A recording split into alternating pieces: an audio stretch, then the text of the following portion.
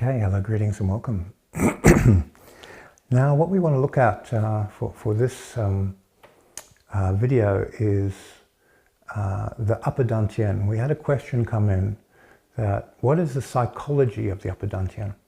Now I made this last video and added onto the video the second transformation of get energy into the pineal gland so the spirit can express itself. And through that expression, it splits into four fundamental qualities. Yi, Shen has four qualities. One is the observing mind.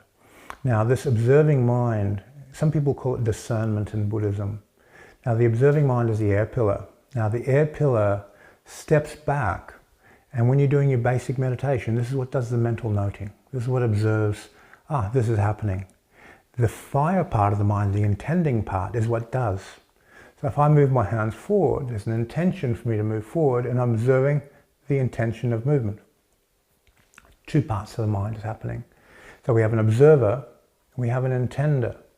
Now, when you're doing your first meditation exercise and watching your thoughts rise and falling away, and for some reason you lose concentration, you touch a thought, that thought melds, morphs into a form, and it starts building a story. So we have the mind substance, we have the information, the astral story, and we have a feeling, and we have a yearning to act upon the story. So we have upper dantian, middle dantian, lower dantian. There's a natural connection of these three bodies in the manifestation. The principle which allows this to happen is the water element. It generates the mental matrix fluids which bind the consciousness and information together to form the feeling and to be expressed in the body. So these magnetic fluids, which allow the morphing cohesion of thoughts and to become feelings, to become forms, is a magnetic quality. So if I want to move my hands, I observe there's hands, I put my intent to move the hands, and I start to push, and then, okay, where's the chi component? I have to adhere magnetically my mind to the feeling of chi, and become the chi, pay attention to that, and then inflate the chi to move the hands. So it's not mind moving hands, it's mind moving chi, inflating the hands to move. And I generate a sense of inflation. I use the word inflation because it activates fascia and makes it easier for that pathway to function. Okay, so these all come together to form a fourth principle, which we call persistence in Buddhism, or the earth pillar. Now the earth pillar is fire, air and water fused together to create something new. And this doesn't mean you stop discerning, you stop recognizing cohesion, and you stop intending when everything fuses together to create a very efficient function to persist. It just means, okay, this is the way it's come together.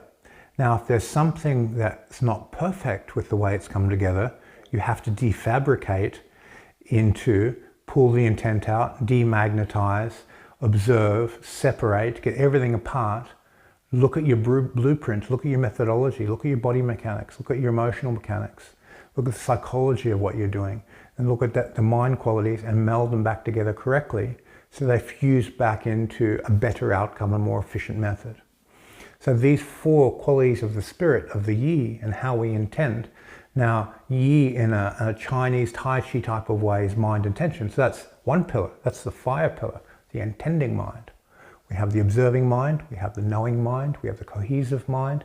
All these qualities are coming together to create the effects we want.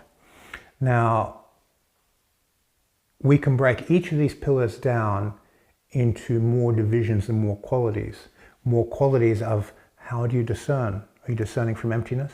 Are you discerning from a relationship to past experience?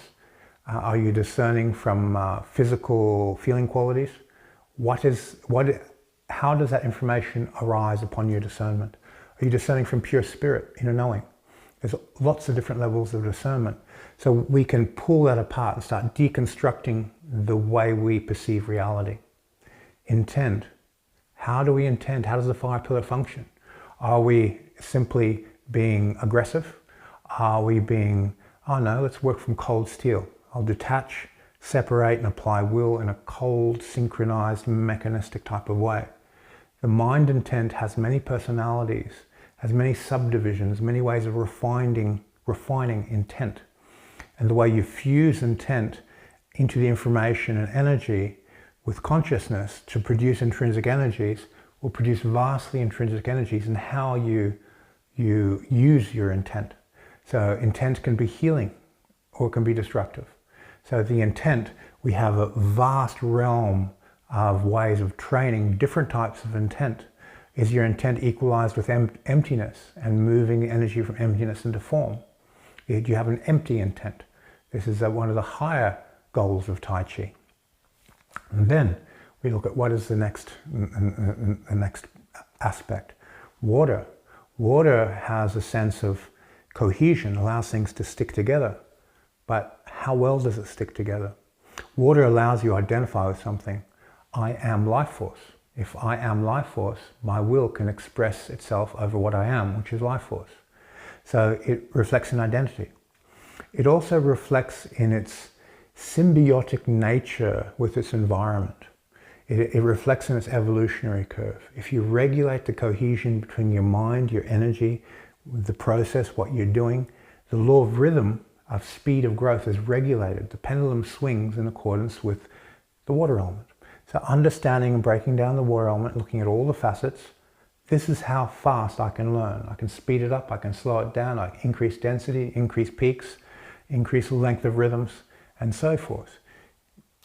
Study up on the law of rhythm. There's a book called The Kabbalion. Read that book. It's a free audio book on YouTube. Very interesting, 3 hours, very joyful. Okay, so from there you can move into what is the earth pillar? How do these come together to produce intrinsic energies? And how do the 3 dantians get regulated by the earth pillar of the upper dantian? It controls everything. This is your outcome. This is what you get in life. This comes from basic psychology. You observe your reality, you identify with things, you apply your will through them, it forms and it produces how you think, feel and act, and how people perceive you and how you experience the physical world. The upper dantian is the king. And the king of the upper dantian really comes back down to that persistence. How do your thinking, feeling and actions fuse together to give expression into form? Now to defabricate that, you can change who you are. All right, so the psychology of the upper dantian, understanding how to defabricate it into the 4 pillars. The best book I've ever seen on this is called Initiation to Hermetics by Franz Baden. This book, it's built around the 4 elements, understanding the nature of spirit and how to develop Shenming. The whole book is Get to Shenming. It's about these transformations. The way I teach these transformations is much more relevant to martial artists and people who are following the magical path. Franz Baden taught the transformations through refining your astral nature, your personality. So you change the tuning fork within your ethics and the vital energy fuels that and it transforms up into the spirit and activates the spirit quality. This is a protective mechanism so people can't misuse the knowledge. And it works really well in Buddhism. That is the alchemy of Buddhism. The precepts are Buddhism.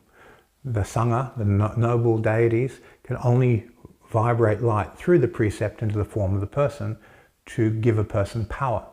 They put that in as a form of protection in the alchemical system. This system doesn't have that. You can be as good as you want and as evil as you want, and you'll get what you give. It'll just come back at a very high speed. So you learn the hard way very, very quickly. If you're a bad person, bad things happen. If you're a good person, good things happen. If you're in the middle, you reach your destination very quickly. So with the Dantian model, where the spirit and center of gravity of spirit has 4 element qualities, you very, very quickly go, okay, it's all about developing the spirit. Because everything in your astral chi and body is subject to a reflection of how your spirit functions. Everything down here becomes superficial.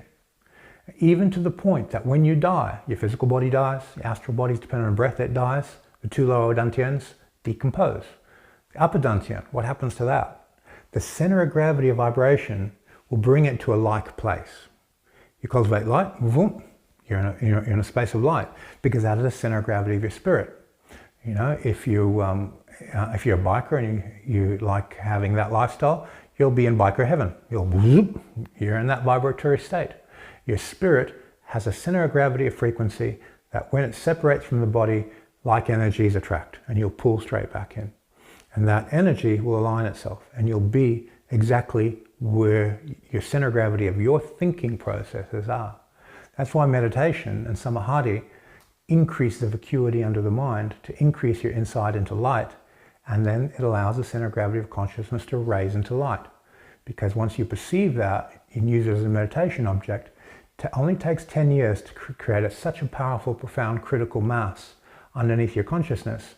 You don't need to reincarnate if you don't want to, because that samsaric force of the center of gravity, of center of mass of your concentration exceeds in that very, very subtle light level, the samsaric force that pulls reincarnation as a cycle. So this goal of refining your mind, concentrating your mind to generate stillness, to recognize the light of your mind and equalize your attention to that, gives you freedom of choice. It allows you to recognize the environment that you're in and choose. Why do I feel like doing that? It's a craving, release. Do I still want to do that? Is it a smart thing to do? You can make decisions based on intelligence, not on craving. So you automatically move frequency from emotional decision making to intelligent decision making. And then from intelligent decision making, you go to intuitive intellect decision making. My intuition says that's good, my intelligence says that's good, I'm going to do that. So you start getting a balance of the intuition and the intellect. And the goal here is to raise all your power into your mind so you can take that with you when you leave this body at the end of this incarnation. This is a big part of the goal of this training. So the upper dantian, this is the treasure. This is the most important one. And the most important quality is the cultivation and accumulation of stillness. Stillness allows you to see the light of mind. It allows to see that spirit is light, the universe is light. And if you want to equalize as a being of light, you just simply pay attention through stillness, and the rest is built in as a part of your evolutionary curve. You will know what to do. You don't need external teachers. You don't need doctrine. You can do this by just staring at a rock. If I put my attention on the rock, everything slows down. Awareness goes from here to here. If I keep staring at the rock, space starts releasing. I go to here. If I keep staring at the rock will start to appear and disappear as it becomes timeless and spaceless, and I'll move into the emptiness underneath the rock, and I'll start having the Akashic experience. And the crown will just start to open naturally. And if I keep staring at the rock, I'll end up in that empty space as my meditation object disappears, and start looking at the nature of my own mind and its light. You pay attention to that light and you return back to your original nature just by staring at a rock. So you don't need complicated doctrine, you don't need complicated systems, you just need focus and let go of whatever happens and keep focusing. And you'll move up the vibrational scale, releasing time, releasing space, moving through that infinity quality, crown chakra opening as a reaction to that, and the universe is light. It's unmanifested, pure divine light. And that's what you equalize with. As you equalize with that, there's a residual personality that's left over, and the karma drops away. And that's the platform we want to stand on to do high-level meditation work. Let's get you to that place. Okay. Thank you for your time, and I hope you can pull the pieces of the puzzle together on the psychology of the upper dantian, the mental body, and make it work for your benefit. Thank you.